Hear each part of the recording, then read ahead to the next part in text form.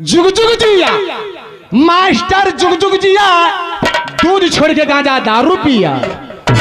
Master जुग जुग जिया दूध छोड़ के गांजा दारू पिया। तोहरे माथे पर ताज होखा अब बढ़िया बीमारे दर ए घोसी में इलाज होखा। बोर्ड जान के पलगी कैली बोर्ड जान के पलगी कैली एड़ मल्ला चल गई खा ले हुए हाल कैले बड़ा तो कैसन तो के आशीर्वाद चाहे हमके बताओ वैसा आशीर्वाद दे दी। अरे महाराज ई कह कि जितना कमाओ में बरकत हो के मेहरारू लइका सुखी चैन से रहे। अच्छा अच्छा तो यह कहने का था कि रोजी रोटी खाती तो रोजी रोटी खाती आशीर्वाद ला। मास्टर जुग जुग जिया मास्टर जुग जुग जिया जाए के कौनो चट्टी चौराहे पर जूता चप्पल सिया। जितनी साजी का पैसा मिले खूब कचिया पिया आ कचिया पी के जब नाशा होखा तो घरे जाकर मेहरारू को साया झुल्ला सिया। एहू से बढ़िया तोरी पास आशीर्वाद है का। अब का तो के दे तीनों तो दे दे। चुप रहा महाराज। हेलो कहना है मास्टर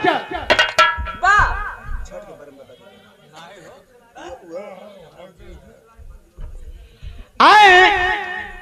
सबसे पहले मैं बता दूं मोबाइल के बारे में। यहाँ जे भी आयल बा बिना मोबाइल के ना आयल बा। आजकल हमरे जैसा नौजवान लड़का फपुआ भर भर का मोबाइल ले ले हम आई लोग सैलून में बार पहले के संकटावत हम बार कई लोग का कटिंग देखला जात हम चट्टी चौराहे पर सैलून वाले मेरा बार काट दो ऐसा कटिंग। सैलून वाला कहता मैं काटू कैसा कटिंग। कई लोग फरमाइश करत हम मेरा बार काट दो छेड़ी कटिंग मुर्गा कटिंग भेड़ी कटिंग। एगो लोग ऐसा बरवा कटवावत हम स्कूल में पढ़ाई करत हम अब पैसा बने महतारी से कैसे मांगे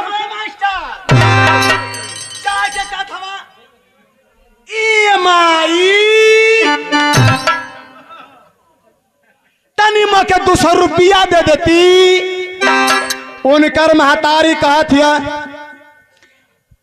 बिलाल हमारे पास तो पैसा ना हमारे बेटा ना ही माई दीदी।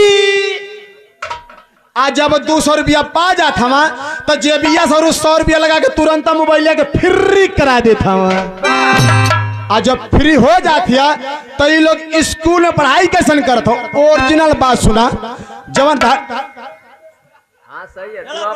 धरती पर आजकल लड़का करत हम कहना है मास्टर कहना कि धरती पर सब कुछ बचा कर रहा यही में भलाई बा।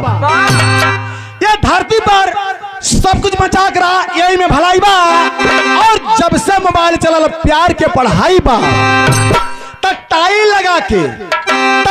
लगा के कदम जातड़ी स्कूल पर मिस कॉल मार के अब बतिया पुल पर तक काज है स्कूल पर। ये तना और का करत हम कथमा दिल भर बतरा थोबे करी दिल भर बतरा थोबे करी अपन फोन नंबर दे दिया बात होबे करी। अगर हमार जिंदगी रहता बहने मुलाकात होबे करी। शाम हो तो दिया धरा दिया अगर तुहार मम्मी पापा ने तो धीरे से मिस कॉल मार दिया। ये तना और का करत कथमा तू आंख मत मरी तू हम खुद ही आंख मार दे। तू आंख मत मारी हम खुद ही आंख मार दे। दिल से कर प्यार ना जाए विदेश पचपड़वा फाड़ दे।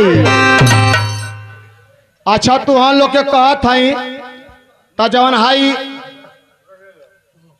बाएं साइड हाई जवन एंटीबॉडी बैठल हो इ लोग का थी जो करवा ठीक कर उना लोग के ठीक कर हमान के कहत न है। इहो लोग मोबाइल चलावत इ लोग कैसे चलावत है कैसे भैया। तो इ लोग एक हाथ में मोबाइल एक हाथ में दस्ती। इ लोग एक हाथ में मोबाइल एक हाथ में दस्ती आज जाए के घोसी तक चल जाती बस्ती तक कहाँ रखा थी मर्द का हस्ती। ई बोला था तो सोना ई शरीर बोला था तो सोना निकल गया था माटी। अपने भातारे से कहने बेनी अलगा होक तो गलवाने तो लगा ले वो फांसी। तो जा तड़े विदेश कमा तड़े शान से, जौने में हरारू का मरद विदेश हो उससे पूछा बा घर ही के बात बतियावत हवा 100 में 60% गारंटी के साथ लिखित। तो जा तड़े विदेश कमा तड़े शान से, जा तड़े विदेश कमा तड़े शान से, यार मौगी बताते 6 महीना यान से। जा तड़े विदेश कमा तड़े शान से, यार मौगी बताते 6 महीना आन से। अगर ससुर भसुर बोलत हो तो देवरा के मरद थी जान से।